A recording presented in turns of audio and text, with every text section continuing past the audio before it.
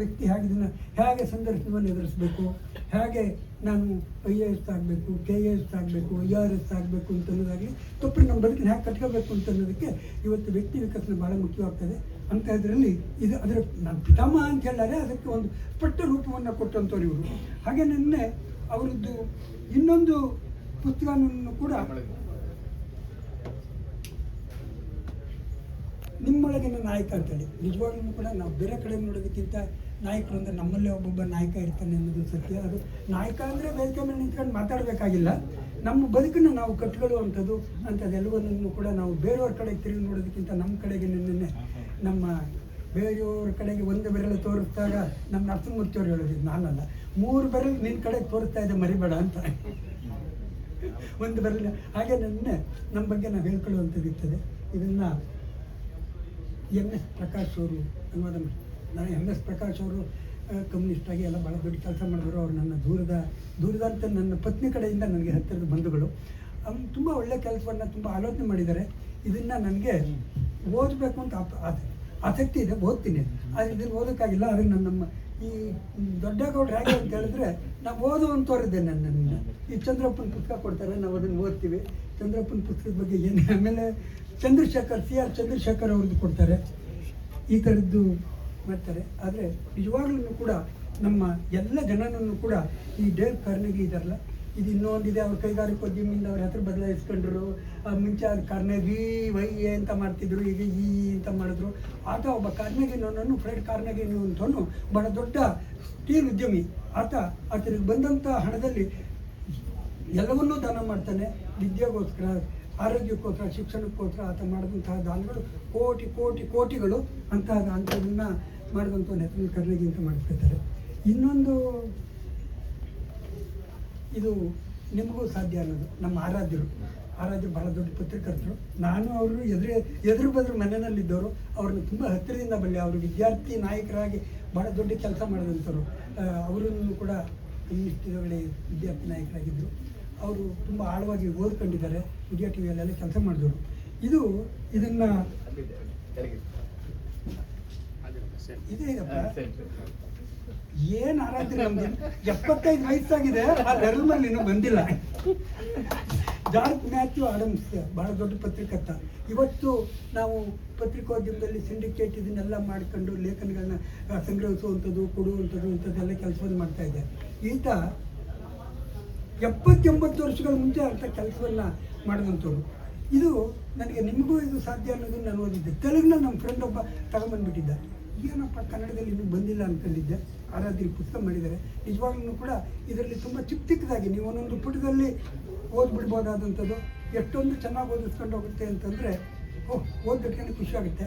ಆಮೇಲೆ ನೆನಪಲ್ಲಿ ಉಳಿಯಿಲ್ಲ. ಯಾಕೆ ಅಂತ ಹೇಳಿದ್ರೆ ಎಲ್ಲವಾಗ್ಲೂ ಅಷ್ಟೇ. ಒಂದ್ಸಲ GSS ಒಂದು ಜೋಕ್ ಹೇಳಿದ್ರು, ಯಾರೋ ಒಬ್ರು X ಅವ್ರ ಬಗ್ಗೆ ಹೇಳ್ಕೊಳ್ಳೋ, ತುಂಬ ಚೆನ್ನಾಗಿ ಮಾತಾಡಿದ್ರಪ್ಪ ನೀವು. ಆದರೆ ನೀವೇನು ಮಾತಾಡಿದ್ರಿ, ತುಂಬ ಚೆನ್ನಾಗಿ ಮಾತಾಡಿದ್ರಿ, ನೀವೇನು ಮಾತಾಡಿದ್ರಿ ಅಂತ. ಅವರೊಬ್ಬರು ಬಹಳ ದೊಡ್ಡ ಪ್ರಸಿದ್ಧ ವಿಮರ್ಶಕರು, ಭಾಷಾ ವಿಜ್ಞಾನಿ. ಅಂದರೆ ಅವ್ರು ತುಂಬ ಚೆನ್ನಾಗಿ ಮಾತಾಡೋರು. ಅವ್ರ ಕೆಳಗಡೆ ಬಂದಮೇಲೆ ನಾವು ತುಂಬ ಸಂತೋಷಪಟ್ಟರು. ಈ ಸಂಗೀತ ಕಚೇರಿ ಕೇಳಿ ತಲೆ ಅಲ್ಲಾಡಿಸಿ ಕೈ ಎಲ್ಲ ಮಾಡಾದ್ಮೇಲೆ ಕೆಳಗಡೆ ಬಂದಮೇಲೆ ಅದು ಯಾವ ರಾಗ ಅಂತ ಯಾವನು ಗಾತಾಯ ಅನ್ನೋ ಥರದಲ್ಲಿ ಆ ಥರ ಇರ್ತಿತ್ತು. ಆದರೆ ನಿಜವಾಗ್ಲೂ ಕೂಡ ಇದು ಆ ಥರ ಎಲ್ಲ ಓದಿದಾಗ ನಮ್ಮ ಮೇಲೆ ಪ್ರಭಾವ ಬೀರ್ತದೆ. ಒಂದು ಈ ನನಗೆ ಒಂದು 15 ನಿಮಿಷ ಮಾತಾಡಿದ್ರು, ಒಂದು 2-3 ನಿಮಿಷ ಜಾಸ್ತಿ ಆಗೋಗಿದೆ. ಯಾಕೆ ಅಂದರೆ ನಾನು ಸಾಮಾನ್ಯ ನಿಂತ್ಕೊಂಡು 1 ಗಂಟೆ ಗೊತ್ತು ಚೆನ್ನೇಗೌಡರಿಗೆ. ಆದರೆ ಇವತ್ತು ಒಂದು 20 ನಿಮಿಷಕ್ಕೆ ನನ್ನ ಮಾತುಗಳನ್ನ ನಾನು ಮುಗಿಸ್ತೀನಿ. ಒಂದು ಸ್ವಪ್ನದವರು ಇಂಥ ಒಂದು ಅತ್ಯುತ್ತಮವಾದಂಥ ಒಳ್ಳೆಯ ಕೆಲಸವನ್ನು ಮಾಡಿ ನನ್ನಂಥವನ್ನ ನಾವೆಲ್ಲೋ ಅಲ್ಲಿ ಇಲ್ಲಿ ತಿರುಗ್ಕೊಂಡು ಏನೋ ಬರ್ಕೊಂಡು ಮಾಡ್ಕೊಂಡು ಎಲ್ಲೋ ಇರಬೇಕಾಗಿದ್ದಂಥವನ್ನ ಇವತ್ತು ಕರೆದು ಈ ಒಂದು ಸ್ವಾತಂತ್ರ್ಯೋತ್ಸವದ ದಿನ ಒಂದು ಕನ್ನಡದ ಬಗ್ಗೆ ಮಾತನಾಡೋದಕ್ಕೆ ಅನೇಕ ಜನ ಗೆಳೆಯರನ್ನ ಎಲ್ಲರನ್ನೂ ನೋಡೋದಕ್ಕೆ ಹೇಳ್ತೀನಿ. ನಮ್ಮ ಶಶಿಧರ್ ಹಾಲಾಡಿಯವರು ಇತ್ತೀಚೆಗೆ ಒಂದು ಕಾದಂಬರಿ ಬರೆದಿದ್ದಾರೆ.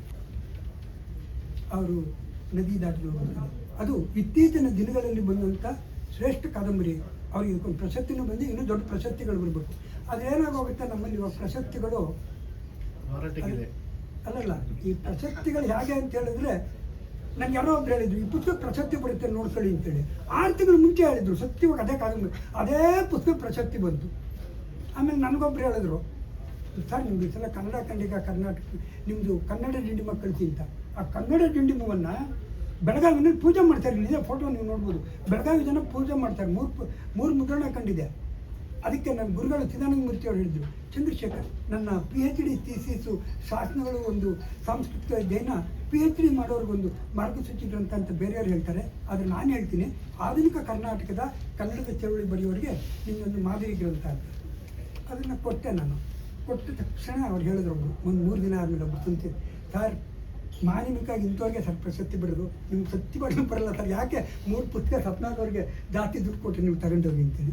ಇವತ್ತು ಪ್ರಶಸ್ತಿಗಳು ಹೇಗೆ ಬರ್ತವೆ ಅನ್ನೋದ್ರ ಬಗ್ಗೆ ಭಾಳ ದೂರುಗಳು ಬಂದಿದ್ದಾವೆ. ಇತ್ತೀಚೆಗೆ ನಾನು ಎಲ್ಲೋ ಒಂದು ಕಡೆ ಮಾತಾಡಿ ಪತ್ರಿಕೆನಲ್ಲಿ ವರದಿಯಾಗಿ ಅನೇಕ ಜನ ನನಗೆ, ಸರ್ ನಿಮ್ಮ ಎಮ್ಮೆ ನೋಡೋದಕ್ಕೆ ಹೋದಾಗ ಕಂಡುಬಿಟ್ಟು ನೀವು ಭಯ ಬಿದ್ದಿದ್ರಲ್ಲ, ಆ ರೀತಿ ಅವ್ರು ಫೋನ್ ಕರೆ ನೋಡಿ ನಾನು ಚೆನ್ನೈಗೌಡರ ಜೊತೆನೇ ತಿರುಗಾಡ್ತಿದ್ದೀನಿ, ಯಾಕೆಂದ್ರೆ ಯಾರು 2 ಕೊಟ್ಟರೆ ಏನು ಮಾಡೋದು, ಮಾತಲ್ಲಿದ್ರೆ ಸುಡೋದು, ಅಂತಹ ಸ್ಥಿತಿಗಳಿದ್ದಾವೆ. ಏನೇ ಆಗಲಿ ಈ ಎಲ್ಲ ಕಾಲಘಟ್ಟಗಳಲ್ಲಿ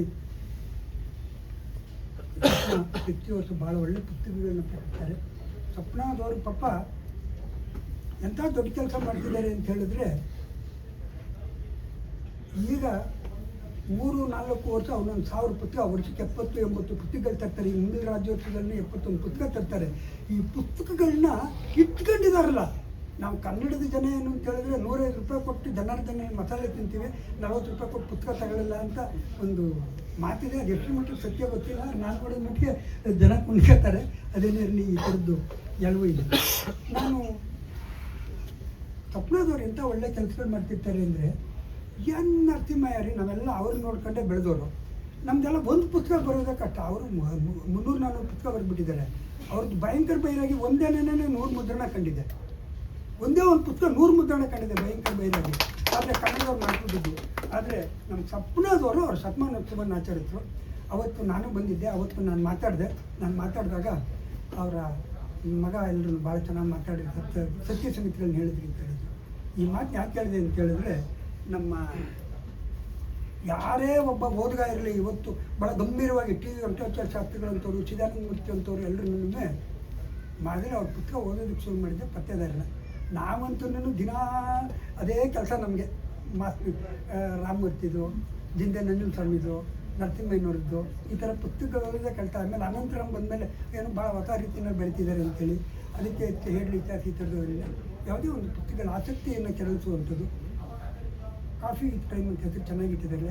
ಇದರಲ್ಲಿ ಬೇರೆ ರೀತಿಯಲ್ಲಿ ಒಬ್ಬ ಆದೀನು ಅವನು ಇದನ್ನೆಲ್ಲ ಮಾಡಿ ಏನು ಆದಿ ಅಂತನೂ ಒಂದು ಹೇಗೆ ಅವನು ಈ ಪೊಲೀಸ್ ಇವರಿಗೆಲ್ಲರೂ ನೆರವಾಗ್ತಾನೆ ಅಂತ ಹೇಳ್ತಿದೆ. ಅಂದರೆ ಸಾಮಾನ್ಯರಲ್ಲಿ ಒಬ್ಬ ಅಸಾಮಾನ್ಯನಾದಂತಹ ಪತ್ತೆದಾರ ಇರ್ತಾನೆ, ಅವನ ಆಲೋಚನಾ ಶಕ್ತಿ ಬೇರೆ ಇರ್ತದೆ ಅನ್ನುವಂಥದ್ದನ್ನು ಹೇಳ್ತಾರೆ ಅನ್ನುವಂಥದ್ದನ್ನು ಭಾಳ ಚೆನ್ನಾಗಿ ಹೇಳಿದ್ದಾರೆ.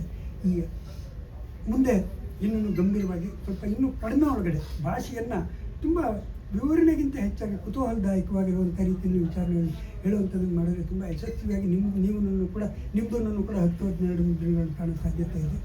ಸ್ವಪ್ನದವರಿಗೆ ಮತ್ತು ನನ್ನ ಈ ಮಾತಿನ ಅಧ್ಯಕ್ಷತೆ ಅಂದರೆ ಕೊನೆಯಲ್ಲಿ. ಆದರೆ ದೊಡ್ಡಗೌಡ ಹೇಳಿದ್ದು 12:30 ಮುಗಿಬೇಕು ಅಂತೇಳಿ. 12:30 ಕಾರ್ಯಕ್ರಮ ಮುಗಿದಿದೆ. ತಮ್ಮೆಲ್ಲರಿಗೂ ಕೂಡ ವಂದನೆಗಳು. ನಮಸ್ಕಾರ.